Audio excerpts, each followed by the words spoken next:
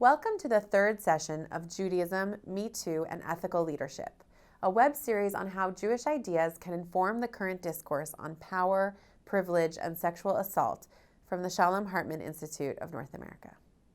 My name is Sarah Mulhern, a member of the Created Equal research team, a group of scholars who research issues of gender and ethical leadership in the Jewish tradition. The Me Too movement has brought increasing awareness to the sexual violence and discrimination faced by women and others in the workplace and beyond. Among the multitude of important questions this awareness raises, as a Created Equal research team, we have turned our attention to the ways, both positive and negative, in which Jewish tradition intersects with these issues. Today's webinar will be the final of a three-part series of presentations resulting from this work.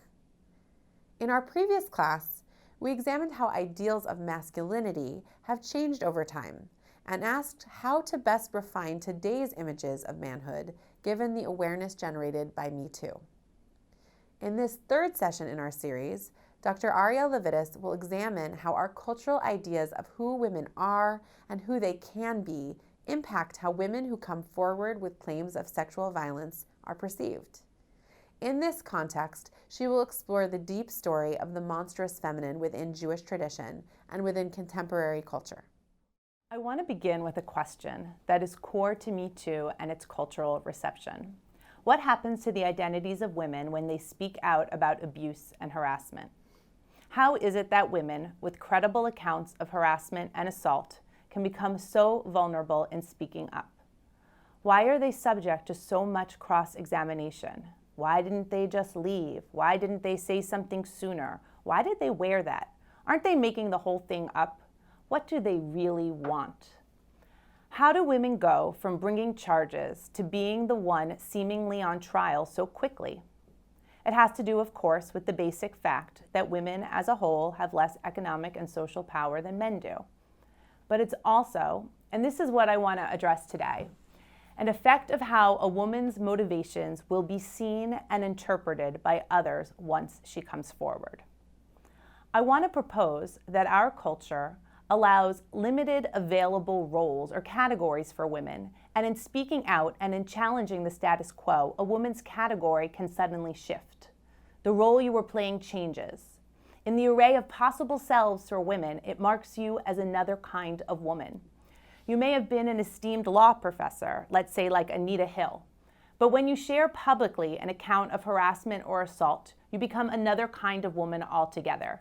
You're all of a sudden, quote, a little bit nutty and a little bit slutty, to put it in the terms that pundit David Brock used about Anita Hill after she testified in the confirmation hearings of Supreme Court Justice Clarence Thomas. You may have been playing the role of the virtuous woman, the smart woman, the woman who follows the rules of the game. But when you speak up, all of a sudden you are recast. Like Professor Hill, you are crazy. You yourself are the predator through your own provocation. You, in calling out the problem, become the problem. You have become newly cast in the role of the monstrous feminine. So what is the monstrous feminine? The monstrous feminine is an archetype identified in folklore studies, literary theory, and psychoanalytic theory. It posits that deep in the human imagination is a fear of women, their needs, and their desires. It's a motif in folklore around the world, a woman of all-consuming appetite that eats her own. And perhaps predictably, this trope is raising its ugly head now in the public accounting around Me Too, in which women seeking fair treatment and justice are cast by some as evil demons. I believe it's crucial to recognize the legacy of the monstrous feminine because this image of demonic women is a shared cultural legacy that runs through our present-day national conversation about Me Too. The image of the monstrous feminine and the fear this image transmits of women's wanting as an all-consuming and destructive possibility infects and undermines our capacity to assess women's claims without bias. Images of the monstrous feminine that surface in the backlash against Me Too are playing out in real time. A number of observers, some with careers on the line, have warned against a witch hunt. Woody Allen is quoted as warning us, "You don't want it to lead to a witch hunt atmosphere, where every guy in an office who winks at a woman is suddenly having to call a lawyer to defend himself." Allen implies that women not wanting to be assaulted or harassed can easily end to the destruction of flirting, the end of sex even, and certainly the death of some men's careers. To compare this moment to a witch hunt means, in a fundamental sense, to argue that Me Too is about fighting an entirely imagined enemy, that sexual assailants and harassers like witches don't really exist. If Me Too is a witch hunt, simply trumped up charges against an imagined enemy, then the real monster, the one to be afraid of, is the accuser herself.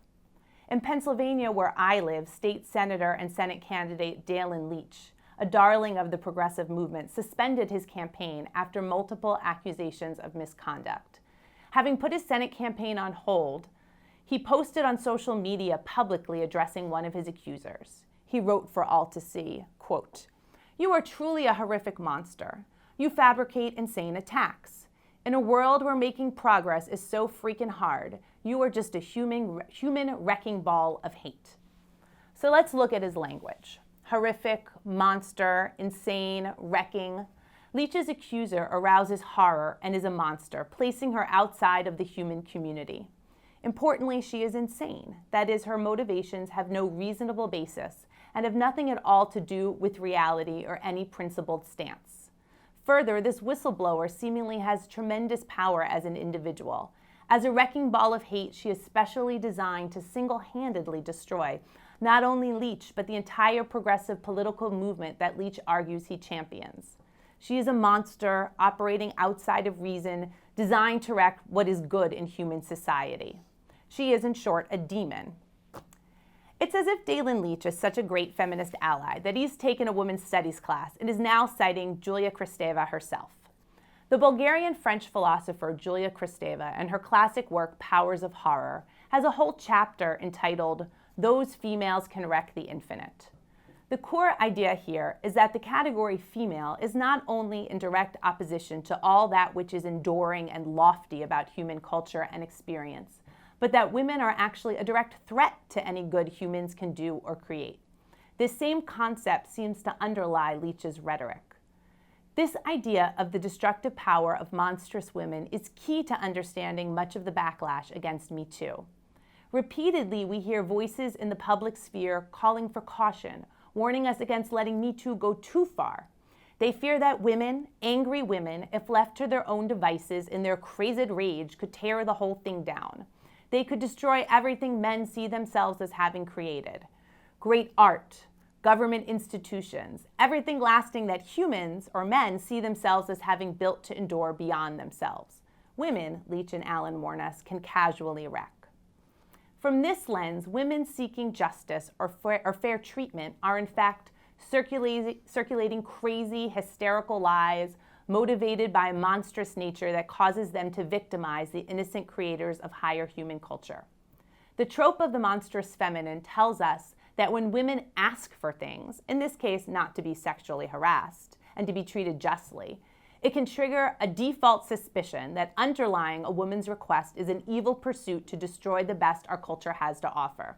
Women's wanting is a direct threat to civilization. And that wanting is part of something more, because they want more for themselves than has historically been allowed for women. They imagine more for themselves, new roles, new possibilities, and both kinds of women wanting justice and women wanting a new role, push our ideas of who women are and what they're for. And in pushing, we push up against the monstrous feminine. The Me Too story entered popular culture through reckoning taking place in Hollywood, but movies are only a very recent storytelling modality in human history.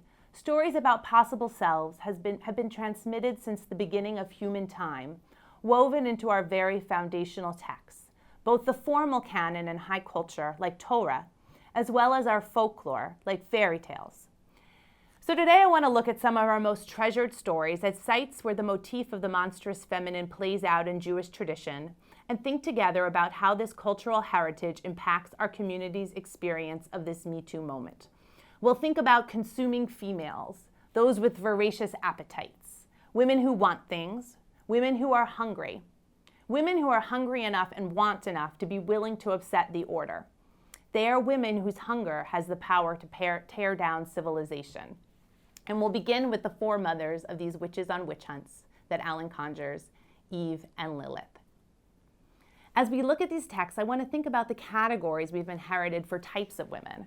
What are the available roles for women in these stories? And when and how does a woman get assigned a category? And once she does, can she ever get out of it? So text number 1, the first text I want to talk about, is about the first woman, Chava, Eve, and her imagination. It's important to note that the first story of gender difference in the Torah paints a very different idea of what men and women naturally want. The story of Bereshit, of Genesis, shows us the first wants, the first desires of man and woman. Adam, the text tells us, wants a companion. He's lonely and asks God to create for him a friend, someone to be in relationship with. Adam's a bit of a passive character here. He does not seek to create his own companion, but turns to God to do that for him. So that's what Adam wants. Let's see what Chava wants. Okay, so this is Genesis 3:6, our first text. V'tereh ha'isha ki tov ha'etz lema'achal, v'chi ta'ava hu le'inayim, v'nechmad ha'etz lahaskil, v'tikach mipireo v'tochal v'titen gam le'isha ima v'yochal. When the woman saw that the tree was good for eating and a delight to the eyes, and that the tree was desirable as a source of wisdom, she took of its fruit and ate. She also gave some to her husband, and he ate. So this is Chava's basic transgression, eating from the tree of knowledge and sharing the fruit with her husband. But her transgression is more than that, deeper than that. Chava, we see from verse 6, wants knowledge. We see the world in this verse through Chava's gaze. She is, it seems, ravenous here. She's taking everything in and wanting it all, looking and hungering and desiring and wanting. She wants beauty and pleasure and knowledge. The Italian philosopher and biblical commentator Rabbi Ovadia Sforno writes about the unusual quality and aura of the tree of knowledge. He explains that the tree of knowledge had a power inherent in it, such that any person who looked at it experienced a transformative opening of the heart and mind that dazzled and stimulated. To truly look at the tree of knowledge is to be struck with inspiration. That's what happens in gazing at it. And in looking at that tree, Chava feels the pull of that experience, right? He writes in text number 2, quote, looking at these trees resulted in the viewer experiencing intellectual stimulation of both his heart and his brain. But who in this story actively looks at the tree and seems to be impacted by the tree's overflow and abundance of spiritual and intellectual inspiration? Chava. Sforno explains that Chava, having looked and experienced the transformative power of inspiration, cannot give up the tree. Through the power of her looking, noticing, and seeing the tree, the horizon of her mind and her heart are expanded. She's inspired. Sforno writes that Chava, in her act of eating from the tree, is moved by the power of her dimayon, her imagination. Her imagination is captivated, her desire to know is strengthened, and she must know more. So the biblical text itself hints at the dazzling, intellectual, creative, aesthetic experience the tree offers to human beings. Chava's imagination is awakened, and she begins to wonder if there's more to the world and the universe than God has shared with her. She imagines more. Her horizons widen. She imagines more not just for herself, but for Adam too. And she wants to share her new view on the world with him. And what is Chava's punishment? The consequences for her actions. How does Chava's punishment fit her crime of imagining more for herself? What can we understand about Chava's crime by reading her punishment? What is revealed about her transgression through her sentence? Later in this chapter, God speaks to Chava. This is our text number 3. And to the woman he said, I'll make most severe your pangs in childbearing. In pain shall you bear children, yet your urge shall be for your husband, and he shall rule over you. So I want to argue that Chava's punishment is that her desires are now redirected. She wanted too much, and her wanting threatened the order of human society.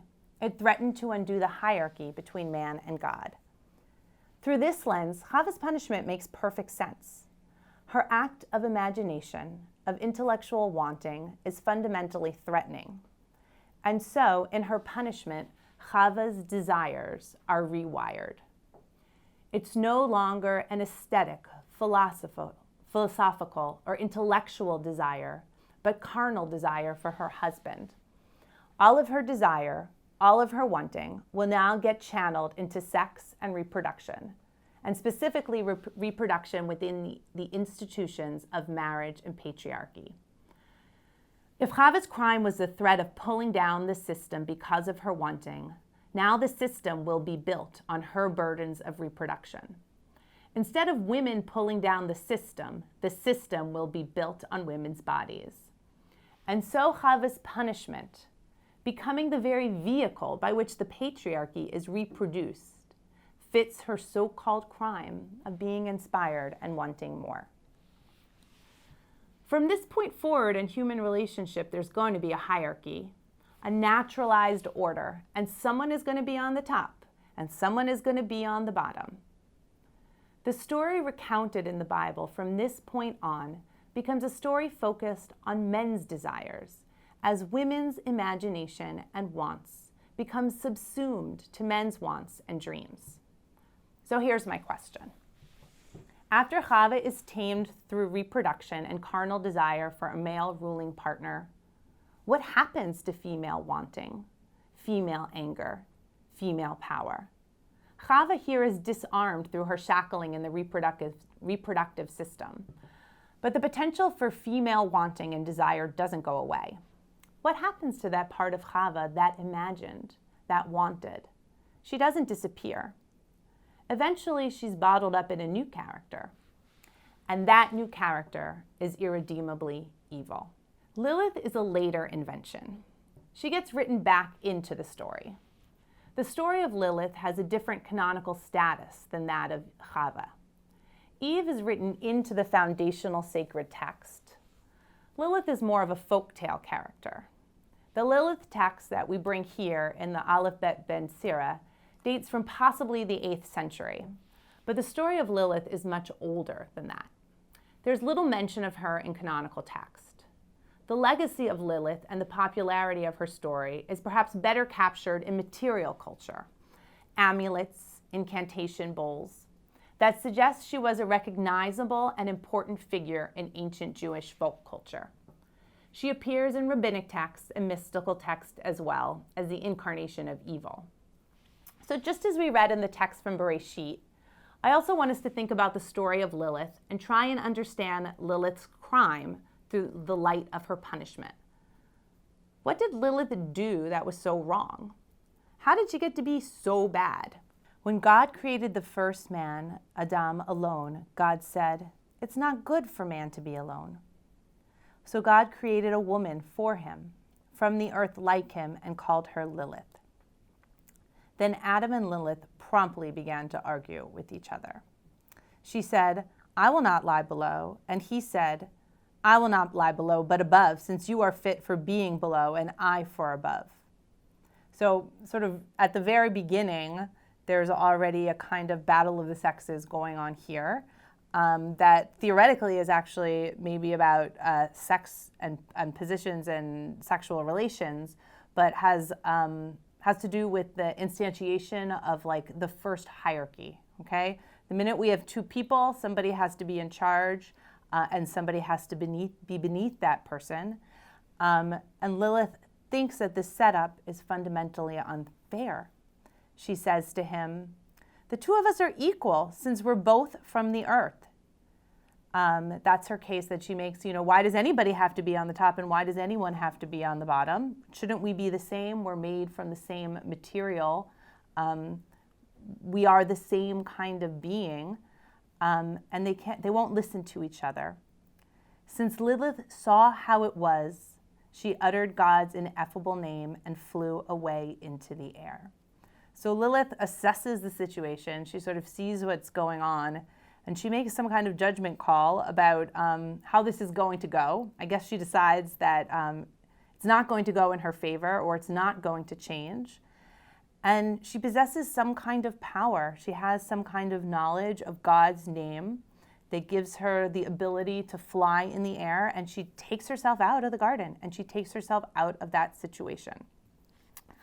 And And Adam is not pleased with this. Adam stood in prayer before his maker and said, Master of the universe, the woman you gave me fled from me. So this whole sort of Adam who wanted a partner, the partnership, the terms that he wanted the partner on don't seem to be working out very well for him. And now he's alone again. And we know that Adam does not like being alone. So the Holy One immediately dispatched 3 angels after Lilith to bring her back. They chase her down, and God delivers a message. Tell her, right, if she wants to return, well and good. Okay, she can come back. It doesn't seem like the terms of the agreement between her and Adam will be any different, but if she wants to come back and accept those terms, she's welcome to do that. But if not, she must accept that 100 of her children will die every day. Okay, that is the consequences that Lilith will face if she does not want to go back to the garden and does not want to go back to a relationship with Adam, given the way she's been told that relationship is going to be structured, that hierarchy of him on top and her on the bottom. So the angels pursue her and they tell her God's orders. They deliver that threat. They said, you can come back and accept the way things are going to be and need to be, or you can face this curse of having 100 of your children die every day. And yet she did not want to return. Lilith decides that the consequences that God has put before her, the death of 100 children, is to her a better option than returning to the garden and returning to be in relationship with Adam, given the terms of how that relationship is going to play out. So let's review the basic plot of the Lilith Midrashic story. This Midrash imagines a woman created before Eve at the moment of human creation.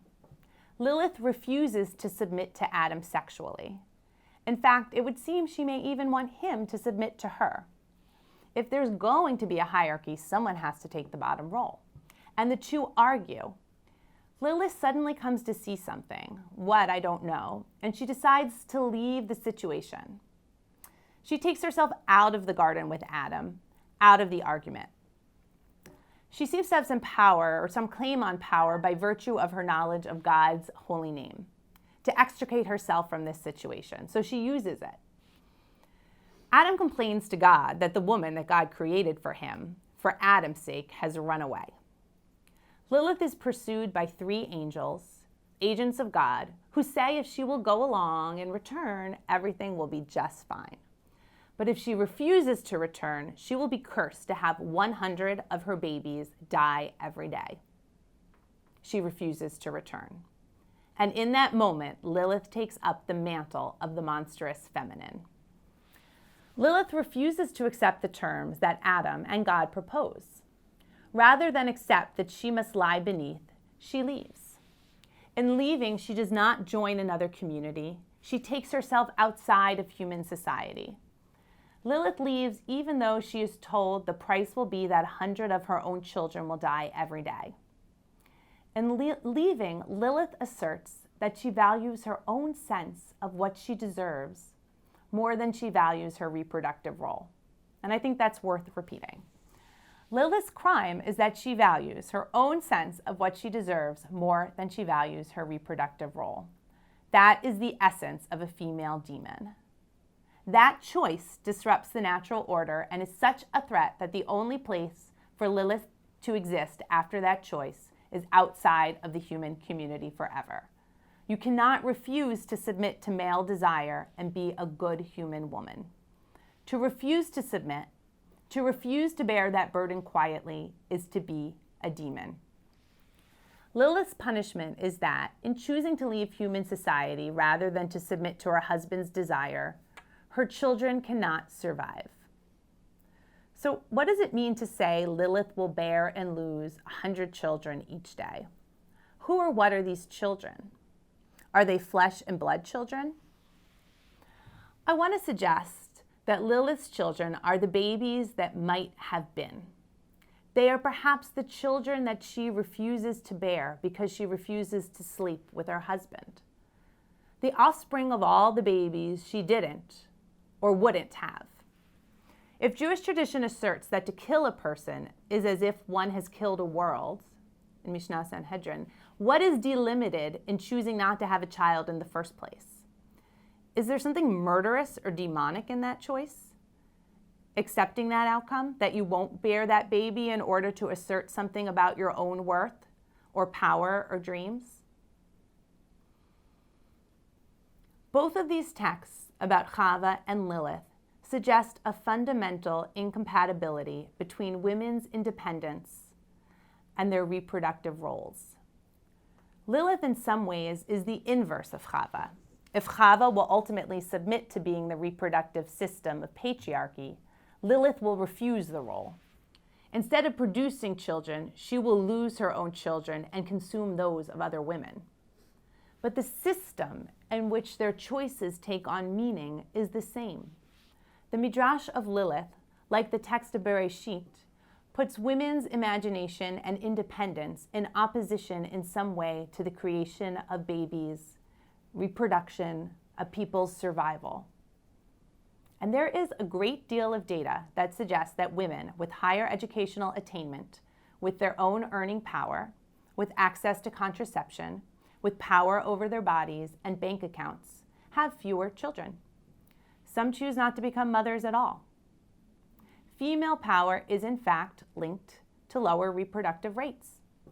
There's certainly something to be said for looking around at the choices educated, well-resourced women make and argue that women's power does actually consume babies that might have been, that women's power has consequences for reproductive rates.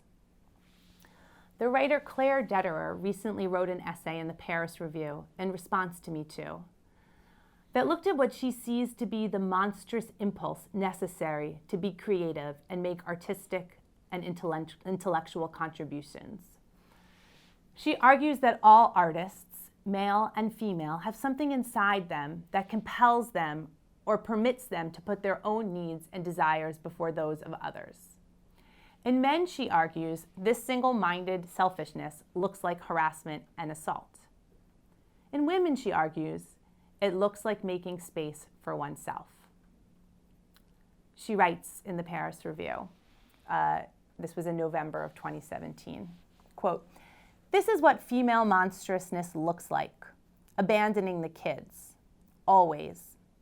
Maybe as a female writer, you don't kill yourself or abandon your children, but you abandon something, some nurturing part of yourself.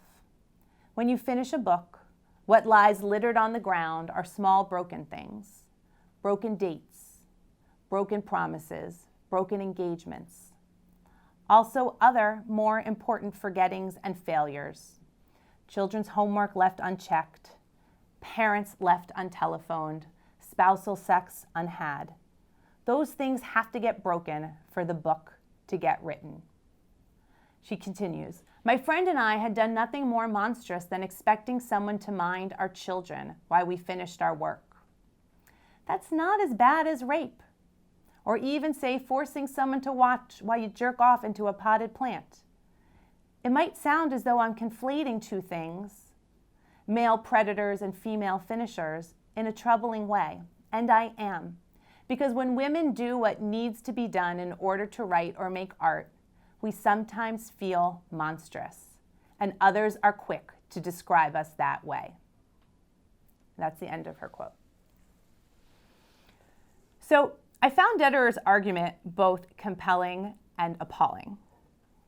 What have we built where we can plausibly imagine these types of behavior as analogous in any way? Is harassment and predation akin to the monstrousness of wanting to simply follow an idea through? Is the working, thinking woman on some level, on any level, the same as the sexual predator? Detterer points out that on some basic archetypal level, for a woman to not be endlessly and completely available for others is to be a monster.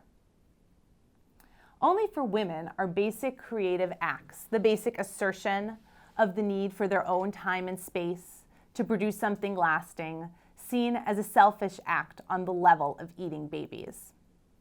As crazy and outlandish as this linkage may seem, I think she's tapping in here to a powerful cultural trope, a deep-seated human story, in which a monstrous woman is a woman who values her own vision and imagination as much, if not more, than she values her reproductive role, her place in the order, in patriarchy.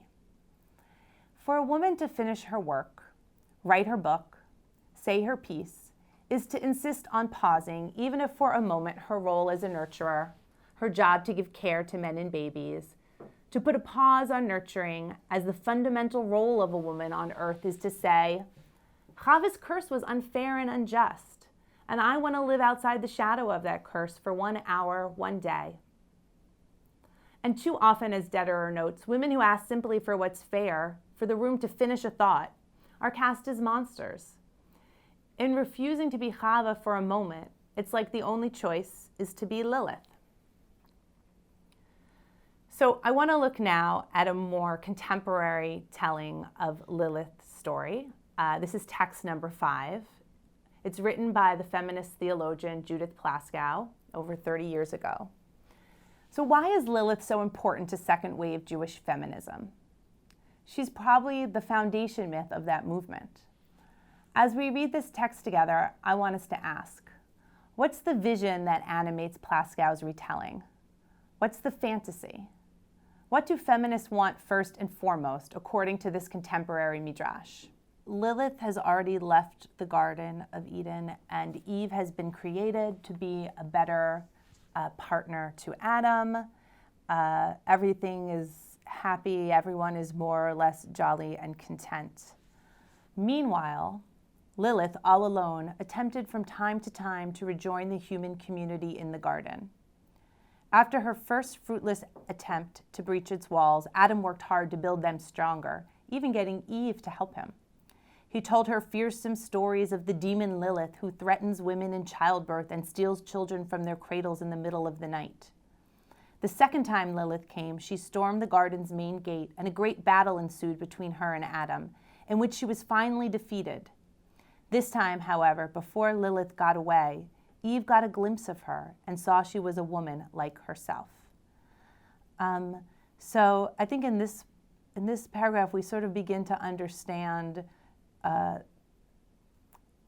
sort of what Lilith wants and what Eve wants. Here, Lilith wants to return and be in companionship with other human beings. Maybe she regrets her earlier choice, that she could be alone and go it alone, and she wants companionship. And as she tries to sort of fight her way back into human sympathy and human company, Adam uses stories that he tells to Eve about how Lilith is actually her enemy. And the kind of woman that Lilith is someone who will hurt her and try and take away the things that she values and treasures most. But in the second battle, something happens that Adam didn't count on, and that is Eve actually has a moment of seeing Lilith and recognizing Lilith. And she realizes for the first time that Lilith isn't actually some kind of demon monster, but Lilith is actually only just another human woman like herself.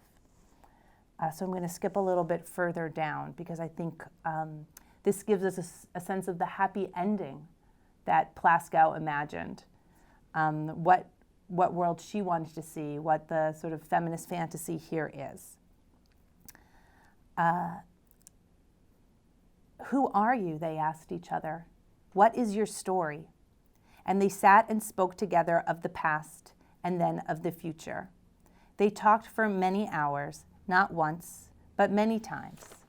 They taught each other many things and told each other stories and laughed together and cried over and over till the bond of sisterhood grew between them. So one way, of course, to read the Midrash of Lilith is as a story of a battle of the sexes, Billie Jean King versus Bobby Riggs.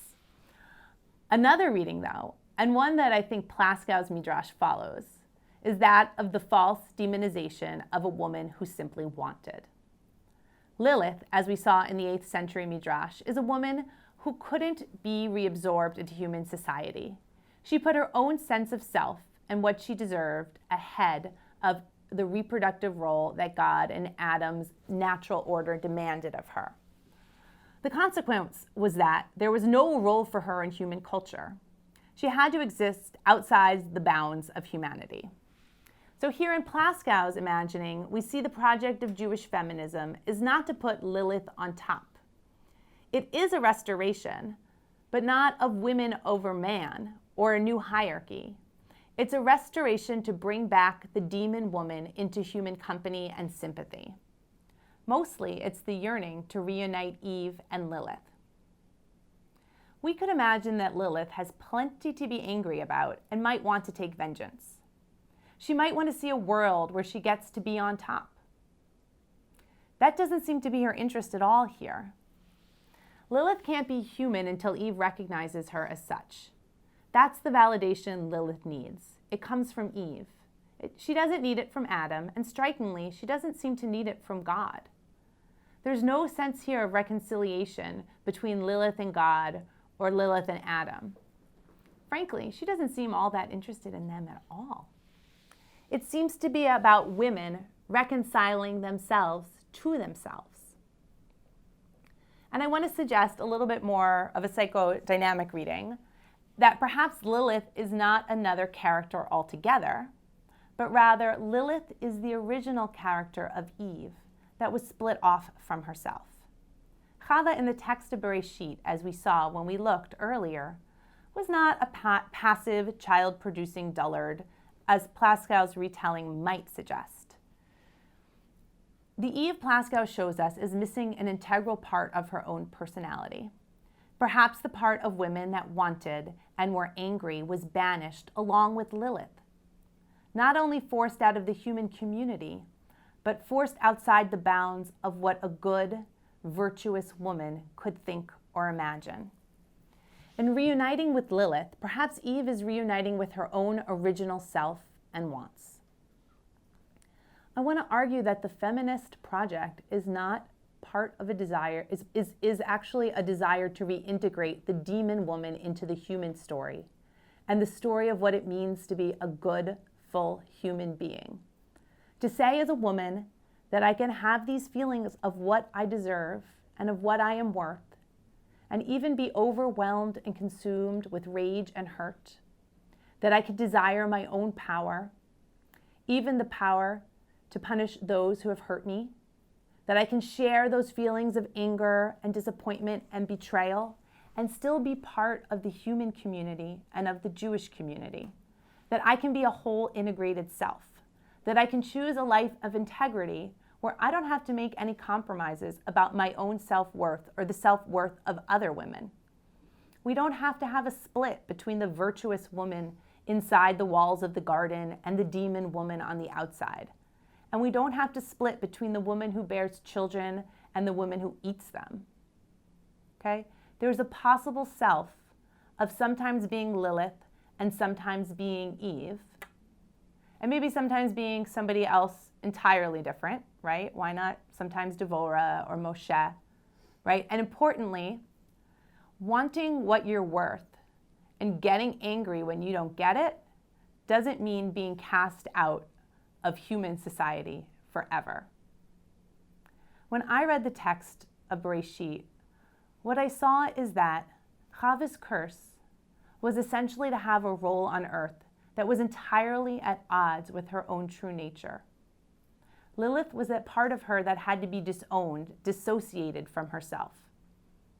Chava's curse and women's curse is to be separated from our own true nature.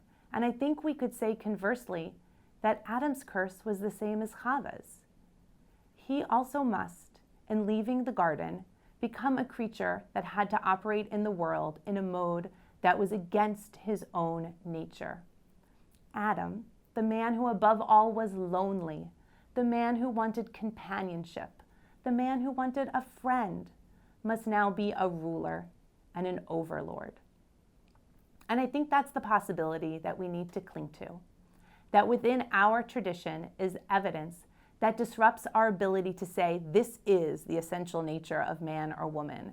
This is how man or woman always is, always has been, and always must be. Because embedded within the story that naturalizes all of these gender roles is the very proof that simultaneously destabilizes it as well. What I want to emphasize today is the idea that who we are, the repertoires available to us as human actors in an ongoing social drama, the roles we can play, are always at least in part socially produced. As much as we are unique individuals with agency and creativity, we also act out inherited scripts and genres. And that is a social process. It's not the job of only one person to bravely go it alone, because one person can't do it. If someone will take a risk and speak up, there needs to be an audience that can hear and accept their message. Even if we aren't speaking ourselves right now, if we want to make possible a female self who is brave, angry, and righteous, and a male self who is caring and wants equitable partnership above all else, if we want to bring these selves into realities, we as listeners have to hear and receive their voices as such and make room in our imagination for the possible selves of such people. Women who come forward with claims of assault and harassment suffer real consequences of many kinds: violence, economic hardship, loss of opportunity, loss of relationships. And that is partly because we quickly move way too fast in our own imagination to connect women who contest the order of things to monsters. We have to put a check on that automatic association that a female who wants will rage out of control, that her wanting will consume us all. How do we break that cycle in our own imagination? There are many different strategies, but I want to finish up by highlighting two. First, we have to look for the female monster lurking, ready to pounce, not in reality, but in our own language, and how we talk about Me Too and this moment. In our own speech and the speech of others, we can look for the impulse to slide into the image of the Monstrous-Feminine, the woman who wants so much she will consume it all, and call it out when we see it. That is not to say that all women are perfectly virtuous and that claims should not be investigated or fair channels of justice not pursued. But let's examine and reflect on how we speak about women who come forth with claims. Why are we quick to question the veracity of their stories? Why do we question their motivations? Who exactly are we afraid we are dealing with here? Nobody owns the story of the Monstrous-Feminine. No one person is responsible or can be blamed for unleashing it, because it's lodged in all of us in very deep crevices. It's a form of implicit bias, and we all bear responsibility for acknowledging that it exists, recognizing it when it causes us to demonize others, and noticing it when it brings us to question ourselves for wanting simply what's fair. Second, we need new stories. This is another insight of the Me Too campaign. Research across many fields, neurobiology, psychology, sociology, literary studies, anthropology, trauma studies, tell us the importance not only of storytelling, but of story editing and shaping who we are, how we see the world, and who we think ourselves to be. Stories take on power not just in how we receive them, but in what we do with them, how we produce or remake them when we pass them on. And I think we should tell lots of new stories. And let's also retell old stories, love stories, in slightly off and unexpected ways. So you can tell your true story. If you have a story to tell and you feel it's the right time for you to tell it, then you can come forward. Or you can amplify the voices of other women speaking. I just want to highlight the example in the news just this last week of the Honorable Judge Rosemary Aquilina, right? She let the U.S. gymnastics hearing go on days longer than scheduled because she used her power and authority to say that in her courtroom, every woman with a claim would speak as long as she wanted. That's powerful, and that's what women's power can do. Or you can retell a fairy tale you once heard and insert new and unexpected ideas of who men and women are and what they can be. There's a tremendous bias in the stories we think are worth hearing. Only one woman in the history of the Academy Awards has ever won an Oscar for Best Director. Between 2000 and 2015, not one book-length work about a woman or written from a woman's perspective won a Pulitzer Prize. Who do we think can tell great stories, and what do we think great stories are about? So let's tell stories about angry, sane, kind women seeking justice, about furious, competent women who build up their society and communities because they want more and better for themselves.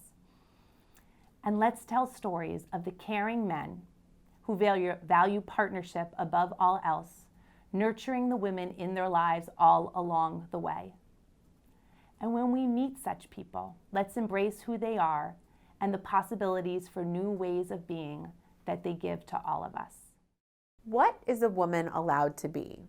In this session, Arielle offered that there exists a deep-seated cross-cultural story that women are either the obedient mother or the demanding monster, but nothing in between.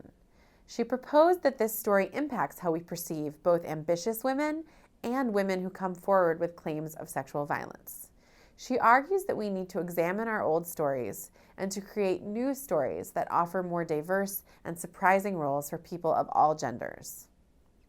We want to offer you some questions for further consideration. What stories shape our vision of what being a so-called good Jewish woman means today? What happens if there's a gap between what being a good Jewish woman has come to mean and what we believe it should mean? What are the interventions necessary to shift our paradigms on this important question? And finally, what kinds of responsibilities do different people bear in this project? What steps may we take as women or as people of other genders, as parents, as employers, as citizens, or as educators? Thank you for joining us for this important series on Judaism, Me Too, and ethical leadership. We look forward to continuing this conversation with you.